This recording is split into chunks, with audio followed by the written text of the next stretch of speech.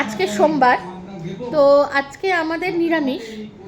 এবারে আমি আজকে রান্না করেছি, অল্প বিস্তর করে চলে এসেছি। আর আমি এনার কাছে খুব ডিমান্ড করেছি যে আমাকে পনির রান্না করে খাওয়াতে হবে, মটর পনির, নিরামিষ মটর পনির, পেঁয়াজ রসুন ছাড়া। ও এত ভালো রান্না করে মটর পনিরটা, মানে আমি তো বলবো দোকান ফেল। কি গো? হ্যাঁ, কত দূর মটর পনির? মোটামুটি আর কিছুক্ষণ হবে, একটু হালকা লাস্টে ওই তোমার মেথি দেবো, কসুরি মেথিটা। কাসুরি মেথি, একটু ফ্রেশ তার আমি ব্যাক ক্যামেরা করে দেখাচ্ছি। জাস্ট কালারটা দেখো বন্ধুরা, আর এটাতে মশলাগুলো এত ব্যালেন্স থাকে যে ভীষণ সুন্দর লাগে খেতে, জানো তো।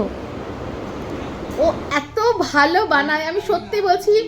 সবাই আমার রান্না খুব খেতে ভালোবাসে, যে আমি খুব ভালো রান্না করি। আমি জানি না, আমার হাতে রান্না আমার ভালো লাগবে অবভিয়াসলি, কিন্তু আমার এই পনির যে ও এত পনিরটা ভালো বানায়, মানে নিরামিষ এত সুন্দর পনির হয় আমি ভাবতে পারি না।